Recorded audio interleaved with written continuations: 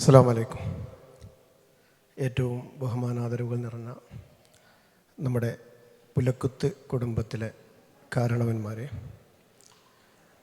ഇവിടെ നമ്മൾ പലപ്പോഴും പറയാറുള്ളത് കണ്ടിയിൽ അബ്ദുറഹിമാൻ ഹാജി എന്ന ഒരു നാമമാണ്.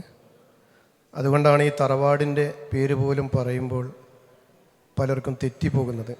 പുലക്കുത്ത് എന്ന ഒരു പദം നമ്മളെ ഒരു യോഗത്തിൽ നമ്മുടെ ഒരു കുടുംബത്തിൻ്റെ പരിപാടിയിൽ ആദ്യമായിട്ടാണ് ഇന്ന് ഉപയോഗപ്പെടുത്തുന്നത്. ഏതായാലും വേരുകൾ തേടിയുള്ള ഒരു യാത്ര നമ്മുടെ കുടുംബത്തിലെ ഏതാനും ചെറുപ്പക്കാർ നടത്തുകയും അവരുടെ അന്വേഷണത്തിൻ്റെയും കണ്ടെത്തലുകളിൻ്റെയും ഫലമായാണ് ഇത്ര മനോഹരമായ ഒരു സദസ്സ്.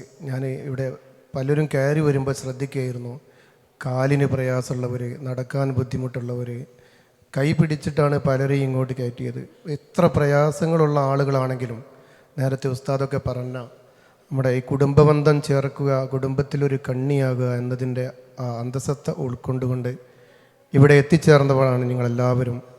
ഇവിടെ ഇന്ന് നടക്കുന്ന പരിപാടികൾ ഈ മൈക്ക് പിടിച്ചിട്ടുള്ള ഈ ഔദ്യോഗിക സംസാരങ്ങളല്ല, പരസ്പരം കൈപ്പിടിച്ച് ഇവിടെ നേരത്തെ പറഞ്ഞു പ്രസംഗിക്കാൻ അറിയില്ല, പക്ഷെ നിങ്ങളുടെയൊക്കെ സാന്നിധ്യവും ഉപദേശങ്ങളും നിർദ്ദേശങ്ങളുമാണ് ഞങ്ങളുടെയൊക്കെ ഊർജം.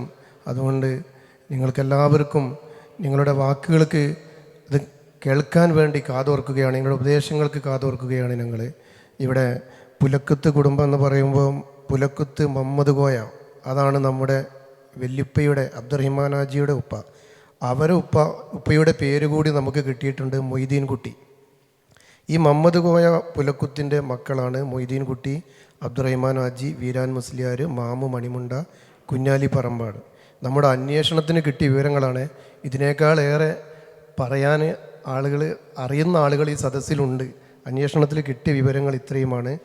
ഏതായാലും ആ ഒരു കണ്ണി, ഇതിൻ്റെ ഒരു ഫാമിലി ട്രീ ഇവിടുന്ന് പോകുമ്പോൾ നമ്മുടെ സംഘാടകർ തയ്യാറാക്കിയിട്ടുണ്ട്. അതുകൊണ്ട് നമ്മൾ പേരുകൾ ഇങ്ങനെ ഓർത്ത് ഇതാക്കണമെന്നില്ല.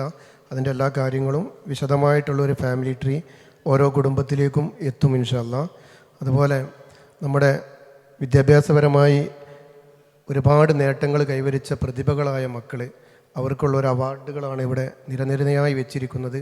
ഇത് നൽകാനുണ്ട്. ഈ അവാർഡുകൾ നൽകുമ്പോൾ എൻ്റെ മനസ്സിലേക്ക് ഓർമ്മ വരുന്നത് നമ്മൾ നേരത്തെ പറഞ്ഞ നമ്മുടെ കണ്ടിയിൽ ഹുസൈൻ ചാപ്പ, കഴിഞ്ഞ ഒരു റമദാനിൽ നടന്ന കുടുംബസംഗമത്തിൽ ഹുസൈൻ ചാപ്പക്ക് നമ്മളൊരു അവാർഡ് കൊടുത്തിരുന്നു. അത് ഏറ്റവും നല്ല കർഷകനുള്ള അവാർഡായിരുന്നു. അപ്പോൾ ഏത് മേഖലയിലാണ് നമ്മൾ പ്രവർത്തിക്കുന്നതെങ്കിൽ ആ മേഖലയിൽ തിളങ്ങാൻ സാധിച്ച ഒരു മഹനീയ വ്യക്തിത്വമായിരുന്നു. ബാക്കി കാര്യങ്ങളൊക്കെ ഉസ്താദ് പറഞ്ഞു. നമ്മളൊക്കെ ഇപ്പോൾ അടുത്ത് നമ്മളിൽ നിന്ന് മരണപ്പെട്ട നമ്മുടെ ഷെരീഫ് സാഹിബിനെയും അതുപോലെ ഹുസൈൻ ചാപ്പയൊക്കെ കാണുന്നത് ദിവസത്തിൽ ഒരു തവണയോ അല്ലെങ്കിൽ ഒന്നിടവിട്ടോ ആഴ്ചയിൽ ഒരു തവണയൊക്കെ. എന്നാൽ നമ്മളെക്കാൾ ഏറെ അവരെ അനുസ്മരിക്കാൻ കെൽപ്പുള്ളത് നമ്മുടെ പള്ളിയിൽ ഉസ്താദിനാണ്. ഉസ്താദ് 5 നേരവും അവരെ കണ്ടു എന്നാണ് ഇവിടുന്ന് പറഞ്ഞത്. മാത്രമല്ല ഉസ്താദ് ഈ പള്ളിയിൽ അതിന് ശേഷം നടന്ന എല്ലാ പരിപാടികളിലും ഷെരീഫിനെയും ഹുസൈൻ ചാപ്പിനെയൊക്കെ അനുസ്മരിക്കുന്നത് നമുക്ക് കാണാം. അത് തന്നെയാണ് അവർ നമ്മുടെ മഹല്ലിനോടും പള്ളിയോടും ഒക്കെ കാണിച്ച ഒരു കൂറും ബന്ധവും നമുക്ക് മനസ്സിലാകുന്നത്. ഏതായാലും നമ്മുടെ കുടുംബത്തിൽ നിന്ന് ഇലകൾ കൊഴിഞ്ഞു പോകുന്നു, തണലാണ് നീങ്ങിപ്പോകുന്നത്. തണലാകേണ്ടവർ നമ്മളാണ്. നമുക്കതിന് സാധിക്കുമാറാവട്ടെ എന്നാശംസിക്കുകയാണ്. ഏതായാലും ഈ സംഗമത്തിൽ നമ്മൾ പരസ്പരം കൂടുക, സംസാരിക്കുക, ചിരിക്കുക.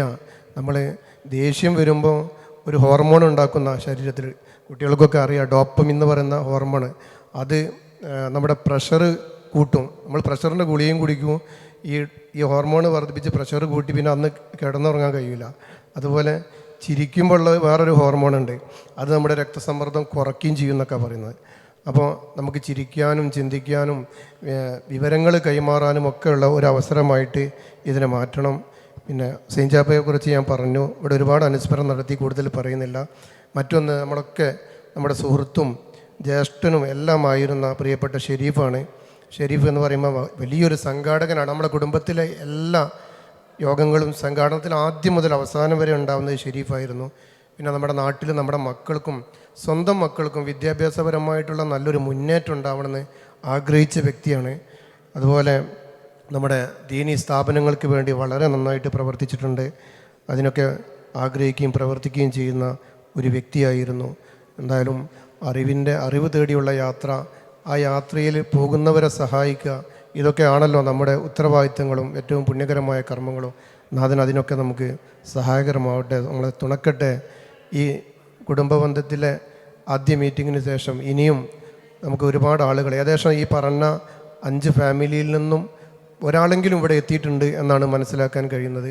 ഇനി നമുക്ക് ഇതിനേക്കാൾ ഉഷാറായിട്ട് മുന്നോട്ട് കൊണ്ടുപോകാൻ സാധിക്കണം. സർവശക്തൻ അതിനെ അനുഗ്രഹിക്കട്ടെ എന്ന് മാത്രം ആശംസിച്ചുകൊണ്ട് ഞാൻ എൻ്റെ ഭാഷണം നിർത്തുന്നു. അസ്സലാമു അലൈക്കും വറഹ്മത്തുള്ളാഹി വബറകാതുഹു.